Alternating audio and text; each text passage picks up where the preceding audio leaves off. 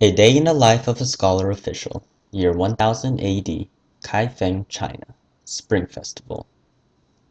Beyond Measure to Song. A mystifying breeze of air sweeps through the uneasy air. Spring is on its way, and the rustling of tree leaves penetrate a deafening silence.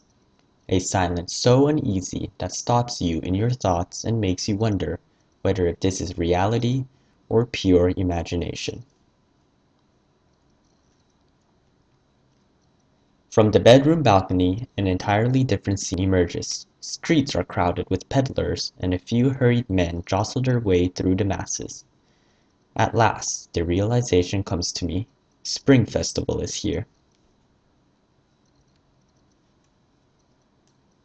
Today I journey from the Kaifeng city fringes to the city center, where preparations are already underway for a Spring Festival celebration on a scale never seen before.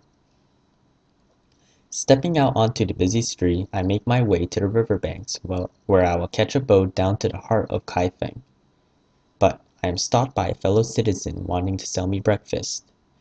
I opt for a bowl of noodles and ask for my new favorite snack, dates, to satisfy my taste buds for foreign cuisine.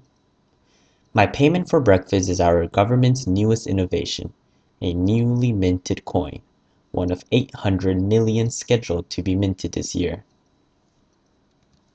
Looking back 3 years, it is difficult to comprehend how our economy has evolved to go from silk currency to minted currency, an innovation I believe that can be attributed to our scholar official examination system.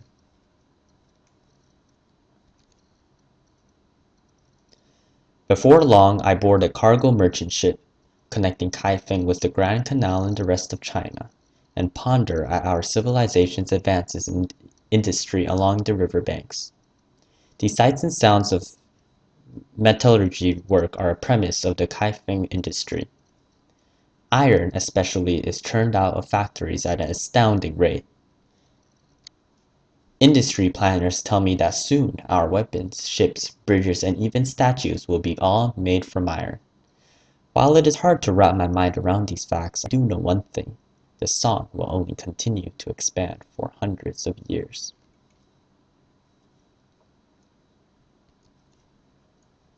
Closer to the city center, the factory industry scene is replaced by city life.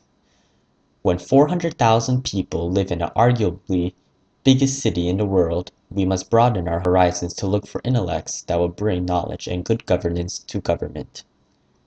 I regularly study Confucian classics, the Analects, and other teachings, finding that my fellow scholars are individuals not only from all parts of China, but also from individuals who are well versed in the art of governance and Confucian teachings. As I squint against the bright morning sun to see dozens of men reciting the classics, I am reminded of my effort and success in contributing to this great civilization.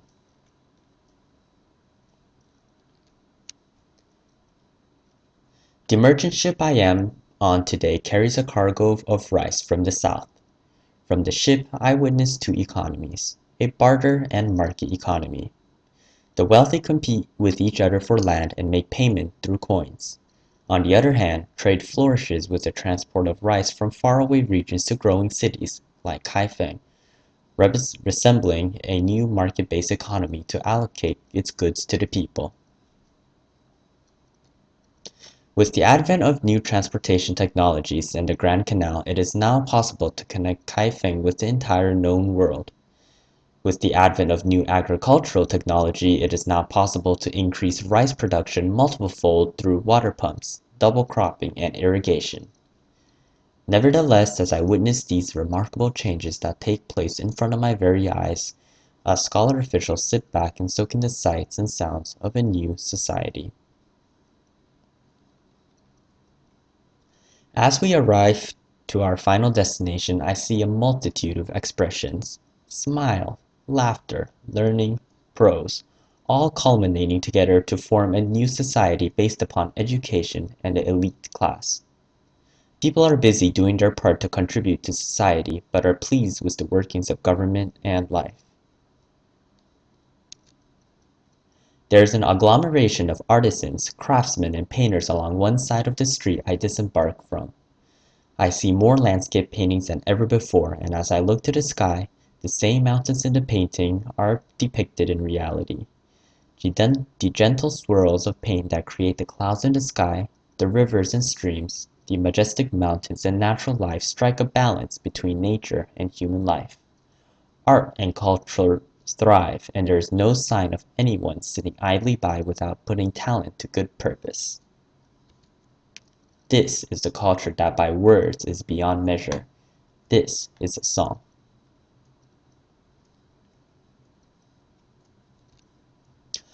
Flurries of preparations are underway for tonight's celebration of the Spring Festival. Servants, officials, and citizens alike traverse through the narrow streets preparing decorations, gifts, and food. There is an uneasiness in the air today, not because of our current society, but because of our uncertainty, that makes us wonder, what new idea or innovation will occur tomorrow? There we feast and drink merrily upon the dark night stars. There we appreciate the life we live in. There we soak in the air around us, the mystifying atmosphere that creates the uncertainty of what to expect tomorrow. There we understand that the song was truly a miracle.